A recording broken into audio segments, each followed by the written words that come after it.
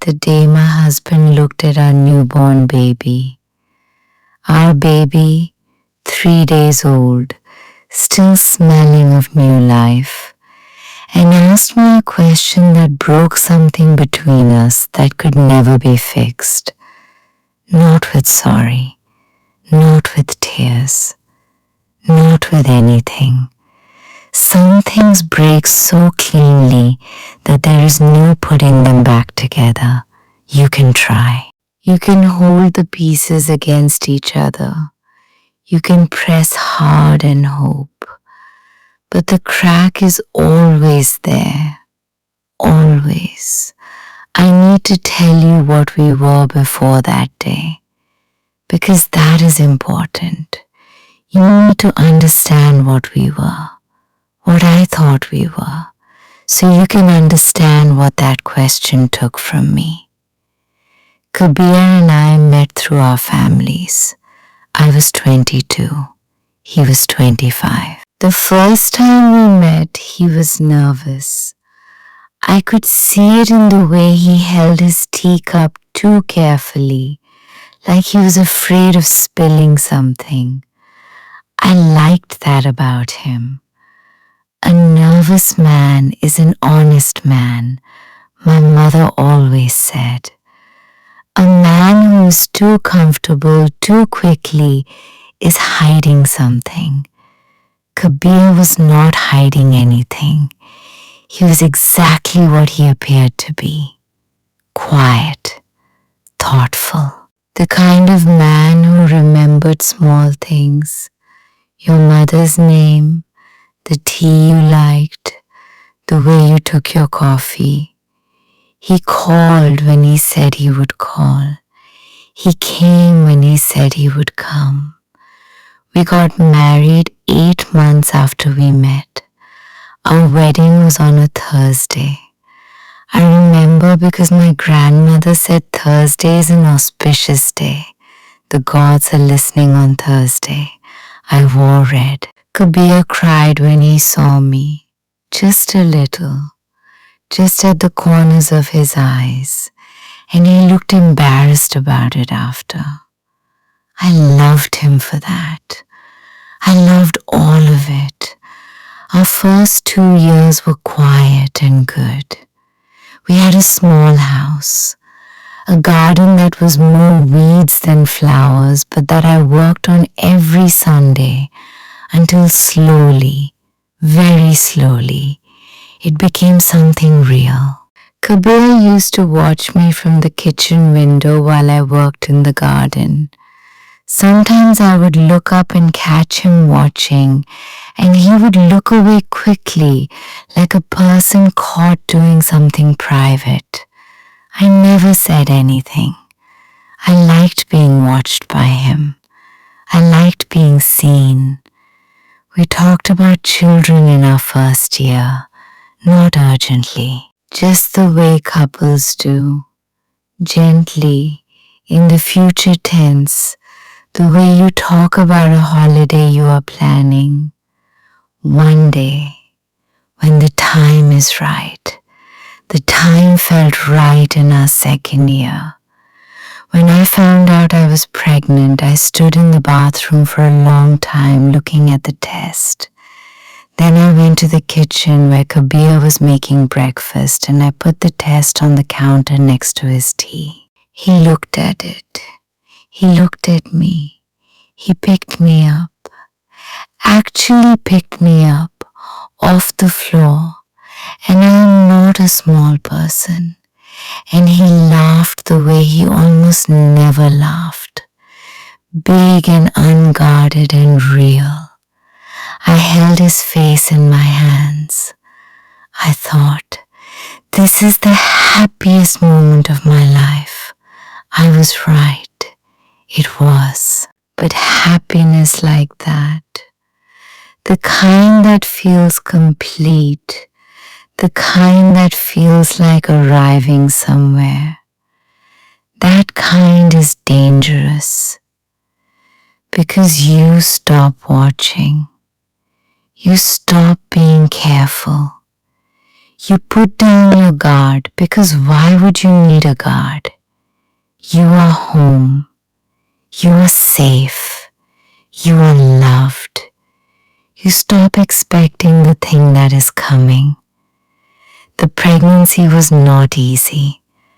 I was sick for the first 4 months, badly sick. The kind that makes you wonder how any woman has ever done this more than once. I could not eat properly. I was tired all the time. I had to stop working for 6 weeks because I could not sit at a desk without feeling the room tilt. Kabir was good during this time. He was patient. He brought me plain crackers at all hours because they were the only thing I could eat. He learned which smells made me sick and he stopped cooking those things entirely. He sat with me on the bathroom floor on the bad nights without complaining, without checking his phone, without making me feel like a burden. I want you to know this because I want you to understand. He was a good man. He was. I am not telling you a story about a bad man. Bad men are easier. You see them clearly. You know what they are. Kabir was a good man who did one thing, one question. And that question was enough. The pregnancy became difficult in the 7th month. My blood pressure went high. The doctor put me on rest. No work, no stress, feet up, quiet. I moved to my mother's house for the last 2 months. The doctor thought it was better. Someone with me at all times, not alone while Kabir was at work. Kabir agreed. He came every evening. He sat with me. He held my hand while we listened to the baby's heartbeat on the small monitor the doctor had given us.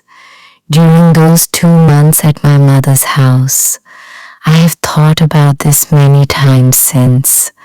I have tried to find the moment, the thing that planted the seed of doubt in him. I never found it. I looked and I could never find it. He never told me. And that, not knowing, is its own particular cruelty. A doubt you can explain is a doubt you can fight. A doubt without a reason is a ghost. You cannot fight a ghost. Our daughter was born on a rainy Tuesday. She was small and loud, and she arrived in the world with her fists clenched like she was already ready to fight for something. The doctor placed her on my chest and she stopped crying immediately. Just stopped, like she recognized something. I looked at her face. I have no words for that moment. I have tried many times to find words and they are never enough. There are no words big enough for the first time you see your child's face. Kabir was in the room. He was standing near the window. I looked at him. He was looking at the baby. His face was strange. I noticed it, but I was too overwhelmed to think about it clearly. Too full of everything else. I thought he was emotional. I thought he was overcome. I did not think what it actually was. We came home 3 days later. My mother came with us for the first week. The house was full of the soft chaos of a new baby. The feeding and the not sleeping and the learning of a completely new person who had opinions about everything and could only express them by screaming. On the 3rd night home, Kabir and I were alone in the kitchen. My mother had gone to sleep. The baby was sleeping, briefly, preciously sleeping. Kabir was standing by the counter. He had his back to me. Priya, he said. Something in his voice made me put down what I was holding. I need to ask you something. What? I said. He turned around. He did not look at me directly. He looked somewhere near me, past me. I think we should do a DNA test, he said, for the baby. I heard the words. I stood in my kitchen with my garden outside the window, with my 3-day-old daughter sleeping in the next room. And I heard those words come out of my husband's mouth. The silence that followed was the loudest silence of my life. What did you say? I said. Not a question, just words, flat and empty. He looked at the floor. I just think for peace of mind. Peace of mind, I repeated. Priya, whose peace of mind? My voice was still flat, still empty. There was nothing in it yet. The feeling had not arrived yet. It was coming. I could feel it coming like weather, but it had not arrived.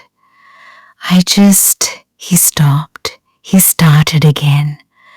I have been thinking. How long? I said. How long have you been thinking this? He did not answer. Kabir. My voice cracked on his name, just slightly. The feeling was arriving now. How long? Since the 7th month, he said quietly. The 7th month. The month I was at my mother's house. The month I had high blood pressure and swollen feet, and I listened to our baby's heartbeat on a small monitor while he held my hand. He had been holding my hand and thinking this. I did not scream. I want to be very clear about that, because I know what you are imagining. A woman screaming, throwing things, falling apart. I did not. I stood in my kitchen and I felt something happen inside me.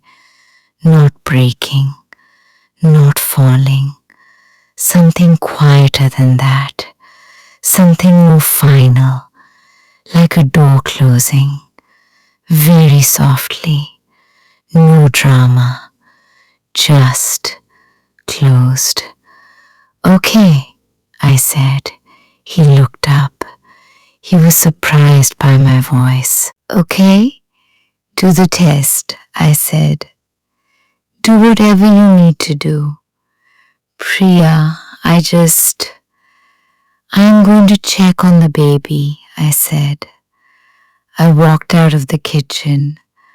I went to the bedroom where my daughter was sleeping in her small crib. I stood over her. She was on her back with her arms up near her head the way newborns sleep. Her mouth was making small movements even in sleep, like she was dreaming of drinking milk. I looked at her face, her father's nose. Exactly her father's nose. I sat down on the floor next to her crib. I did not cry that night. I just sat there in the dark next to my daughter, and I breathed and I let the quiet close around me, and I thought, he looked at this baby. He looked at her and he felt doubt. After everything, after all of it, he felt doubt. The test was done the following week. I did not fight it. I did not beg him not to do it. I did not explain myself or defend myself or ask him why. Why? Where did this come from? What did I ever do to make you think this possible? I said nothing. Some people thought I should have. My friend Deepa, when I told her months later, said, Priya, you should have fought. You should have demanded he explain himself. You should have made him say it out loud, all of it, every ugly word of it. Maybe she was right, but I was so tired. I had just had a baby. My body was healing. My daughter needed feeding every 2 hours. I had no space for a war. And also, I already knew what the test would say, because I knew myself. I knew my own life. I knew every day of our marriage and every night and every moment of the last 9 months. I knew there was nothing to find. I did not need a test to tell me who I was. He did. That was the difference between us now. That was the distance the question had put between us. He needed a piece of paper to know what I already knew. The results came on a Thursday. Ironic. Thursday, the day we got married.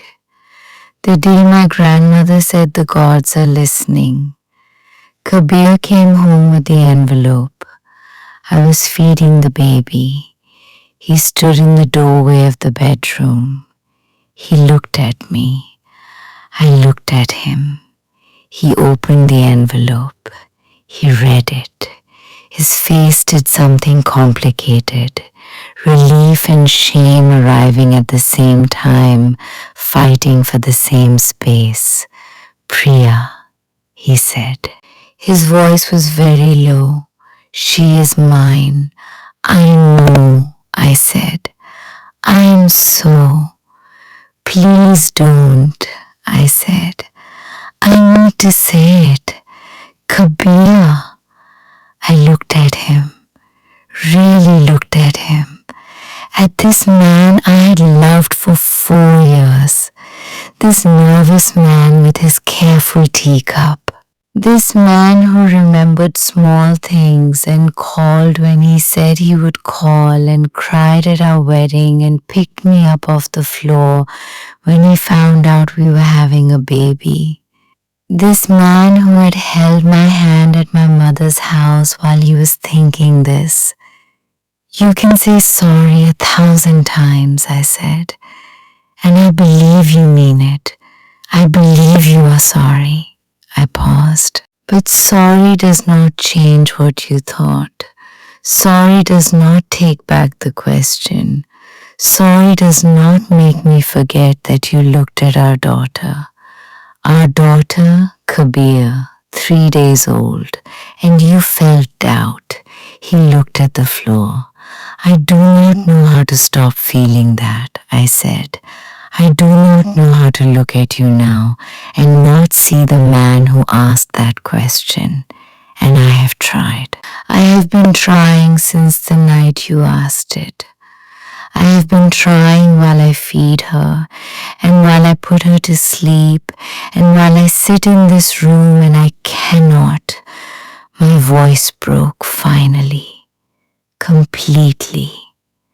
I cannot find the way back to before that question. I cannot find it. He sat down. He put his face in his hands. We stayed like that for a long time. The baby fell asleep on my chest. Outside the window, my garden was doing its evening things. The light was going. We did not separate immediately. We tried. I want to be honest about that. We tried for 6 months. For our daughter. For the 4 years. For the memory of what we had been. We went to a counselor, a kind older woman who asked careful questions and listened without judgment. I talked. Kabir talked. We talked at each other and around each other and sometimes almost to each other. But always, always, I came back to that night in the kitchen. Those words, that question, the way he had not looked at me directly when he said it. The counselor asked me once, Priya, what would it take for you to trust him again? I sat with that question for a long time. I don't know, I said finally. I think the problem is I trusted him completely and he did not trust me at all. And I do not know how to build something on that. I do not know what the foundation is. She nodded. She wrote something in her notebook. Kabir looked at his hands. We separated when our daughter was 7 months old. Her name is Tara. She has her father's nose and my eyes and a laugh that belongs to nobody but herself. She is the best thing in my life. She is the best thing I have ever done. Kabir sees her every week. He is a good father. I want to be clear about that. He is present and patient, and he loves her without question, without any question at all. That last part I wrote and then almost deleted. I left it because it is true, and truth is the only thing I have left to give this story. I live in a smaller house now, just Tara and me. I have my garden again, a new one, smaller, but mine. I work in it on Sunday mornings while Tara sits on a blanket on the grass and watches me with serious eyes. She watches everything seriously. She is 7 months old and she already looks at the world like she is taking notes. She gets that from me. Some evenings I sit outside after she is asleep and I look at what I have built. This small garden, this small house, this small quiet life that is entirely and only mine. And I think about Kabir, not with anger, not anymore.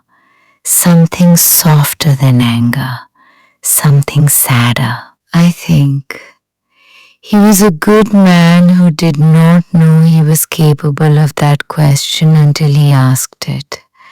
And asking it showed him something about himself that perhaps he did not want to know.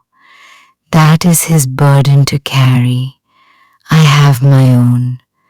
Tara said her first word last week. She was on the blanket in the garden. I was pulling weeds near the small rose bush that has finally, after months, started to grow properly. I had my back to her. Then she said, clear as anything, clear as a bell on a still morning. Mama? I turned around. She was looking right at me, serious eyes, like she had been practicing, like she had been waiting for exactly the right moment. Mama, she said again. I walked to her.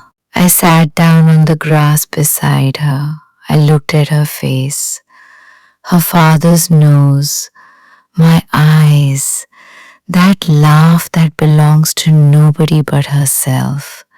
Yes, I said, I am here. She reached up and grabbed my hair with her small fist the way babies do. I let her hold on. The garden was quiet around us.